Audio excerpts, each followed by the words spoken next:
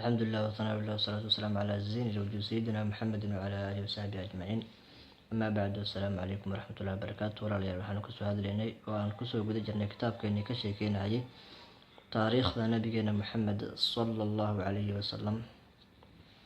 waxaanu kusoo guda jirnay safarkii nabiga sallallahu calayhi wasallam markii uu jiray 25 sano oo ku tagay magaalada Basro asiga oo ganacsigii Khadiijo halkaas uu aaday.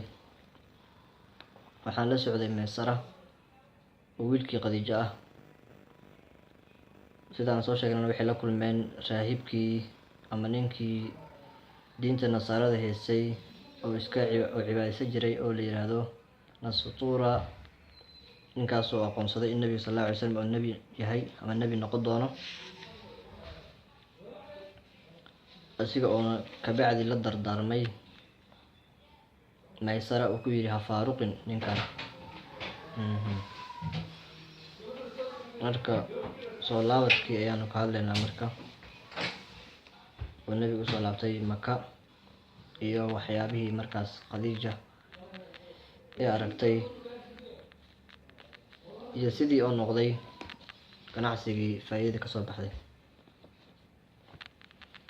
ثم intaas ka bacdi safarkaas ka bacdi caada nabiga sallallahu calayhi wasallam wuxuu u soo laabtay ilaa Makka ayuu soo laabtay magaalada Makka. fara'atu waxa aragtay nabiga sallallahu calayhi wasallam Khadiijatu ayaa aragtay muqbilan xaal oo yahay mid soo qaabilahay dhankeeda u soo socdo. asigoo dhankeeda u soo socda ayaa aragtay Khadiija.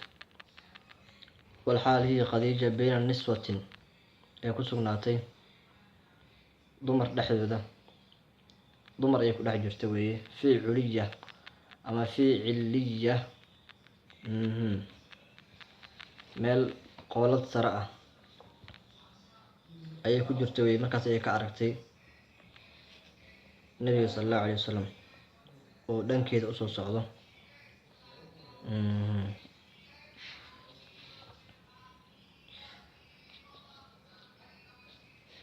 marka waa malakaan ayaa aragtay marka waa malakaani wal xaal malakaani laba malak calaa ra'sihi shariifi nabiga madaxiisa sharafta leh min wahaji shamsi qoraxda kuleelkeeda qad adallaahu ay ka harinahayaan.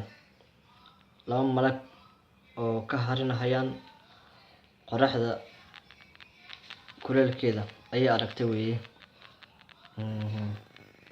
arrintaasoo marka ah arrin sida la yaqaano khilaafsan oo ah irhaazaadka ka mid ah waxyaabaha gogoldhiga u ah nabiga sallallahu calayhi wasallam. maxaa yeelay nabiga hadda nabi maaha markaas oo wuxuu jiraa 25 sano soo maaha.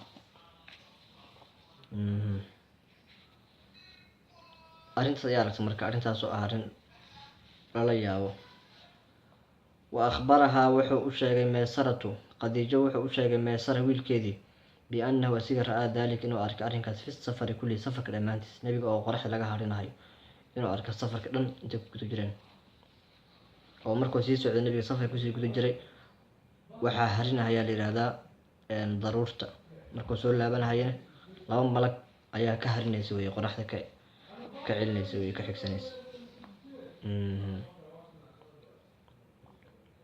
هذا نوع شيء وبما قال له الراهب نكي الراهب كهاي وحي أكويري waxyaabihii ninkaas uu ku yiri oo inuu nabiga nabi yahay inuu sheegay inuu wato oo weydiinayay oo yiri ishiisa ama indhihiisa waxa ku sugan gaduud wato weydiinayay. waxyaabahaas ayuu u sheegay marka. haddana uu dacahu ladayhi min alwasiya. haddana wuxuu u sheegay Maysara wixii ninkaas raahibka ah oo wadeec ahaan ugu dhigay oo dardaarankii ah wixii uu kula dardaarmay oo ahay ha faaruqin ninkan micigiisa ahaa la jirkiisa ahaa go-aan dhab ah iyo qalbi wanaagsan kula joog oo u dhahay. dardaarankiina waa u sheegay weeyaan Khadiija ayuu u sheegay waxaas dhan. wadaacafa allahu ilaahay wuxuu labalaabay fi tilka tijaarati ayuu labalaabay tijaaradaas ribxa ayuu labalaabay weeye marka faa'iidadeedii ayuu ilaahay labalaabay oo sidii caadada ahayd wax ka badan ayay faa'iidada noqotay weeye markaan. ونماه إلهي واسيادي waa barakeeyey, ilaahay waa siyaadiyey wey. Sidii la yaqaanay si ka badan ayuu ilaahay u siyaadiyey wey oo u labalaabay. arrimahaas markay dhaceen fabaana likhadiijata, khadiijo waxaa u caddaaday bimaa ra'at, bisababi maa ra'at, waxay aragtay sababkeed, wamaa samicad, waxay maqashay sababkeed. waxaa ugu caddaaday annahu nabiga sala allahu calayhi wasalam rasuulullaahi tacaalaa, ilaahay kii oo soo diray inuu yahay ilalbariyati, makhluuqa u soo diray.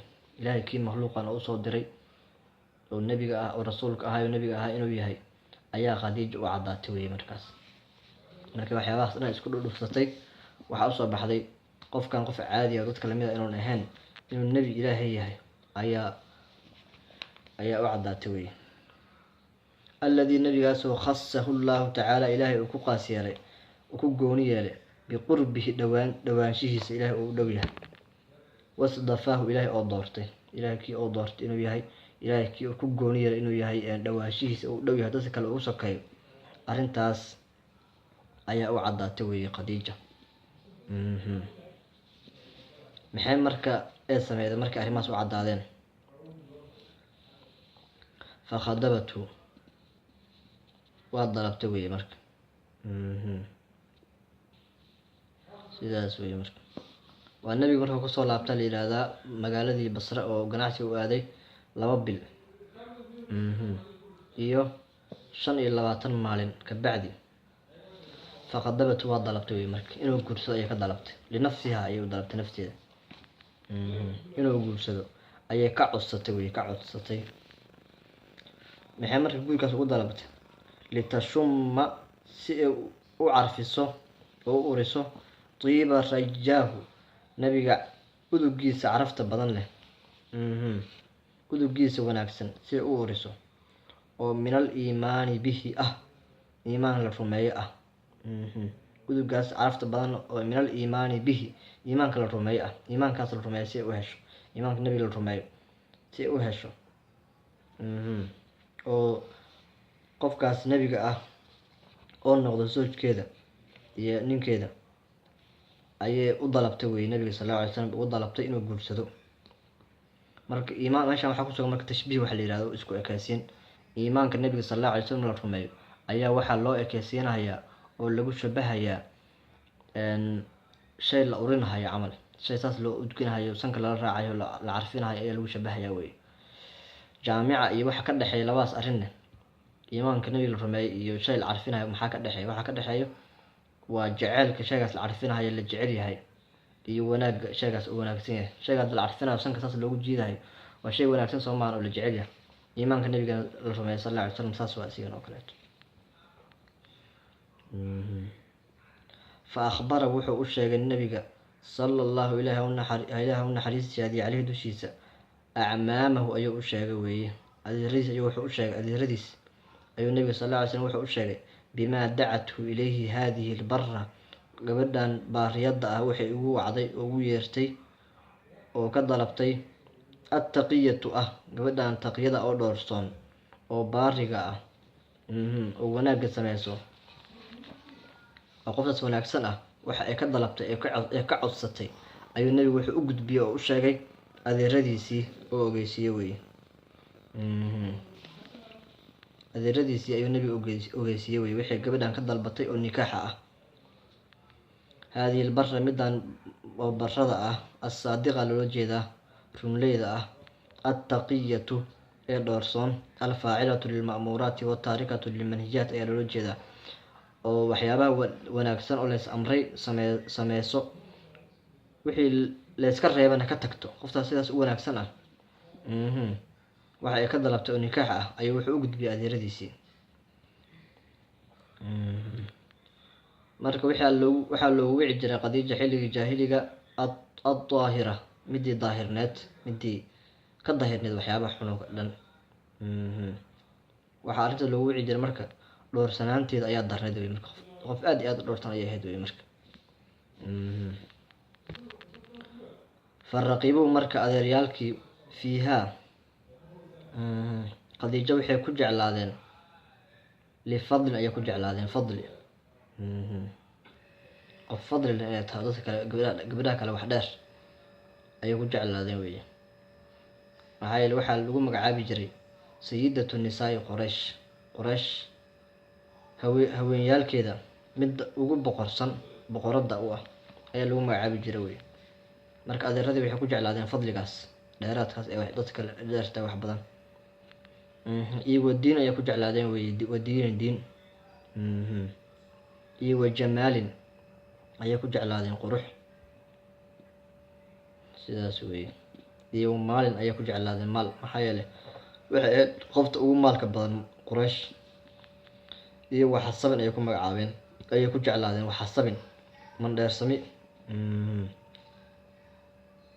waxaa weeye ayada ayaa ugu sharaf badan weeye xagga nasabka quraysh. xasabka waxaa loola jeedaa marka waa qofka waxyaabaha oo leeyahay weye qofka, oo waxyaabaha lagu faano ah oo kaleeto, oo aabayaalka wanaagsan xagga diinta iyo deeqsinimada iyo maalka ayaa loola jeedaa weye. ama xasabka waxaa la dhihi karaa waaba deeqsinimo. deeqsinimada xataa la dhihi karaa xasabkaas. iyo wanasab ayay ku jeclaadeen weye. nasab waa qof qabiil landheeraa kasoo jeedo. marka arrimahaas dhan ayay ku jeclaadeen weeye adeeradii. kullu mid kastoo min alqowmi qoomka kamid ahna yahwaahu oo jeclaanahay arrimahaas. waa arrimo qof kastoo dadka kamid ah oo jeclaanahay weye marka. sidaas weeye. marka nabiga sal alla alay slam waxaa raacay adeeradii. xamse ayaa nabiga raacay weeye. markaas ayay waxay u galeen weeye khadiijo aabaheed. abu daalib ayaa marka wuxuu akrinahayaa khudbadii. kabacdi saas ayuu nabiga sal allahu alay wasalam khadiijo ku guursanhayaa. ilmihii ee u dhashay iyo arrimahaas ayaa dhiman weye. marka halkaas ayaa kusameynaa cashirkan ilah nagu anfaco, wadanka ilah noo hagaajiyo. nabiga sal alla alay slam jaceylkiisa ilah horta na siiyo. nabiga kuwii markasta salligiisa bada ilah naga dhigo. waxaa wax lagu gaaro waa nabiga salligiisa oo la badiyo. ilahay wadanka ilah noo hagaajiyo, markasta wadanka loo duceeyo. ilahay wadanka dowlad caadila oo ciidankii iyo militarigii dhis ilahna siiyo, oo kala aqoonsata saaxiibkeeda iyo cadowgeeda, dadkana cadaalad ku maamusha insha allah. halkaas ayaa ku sameynaa. wabilaahi towfiiq. kheyrkan hala sii faafiyo, dadka lala wadaago si ay ajir uga heshaan, annakan ajir aan ugu helno. nabigana sal alla alay wasalam aan u barano taariikhdiisa markaas wax kamid a. wabilaahi towfiiq. asalaamu calaykum waraxmat ullaahi wabarakaatuh.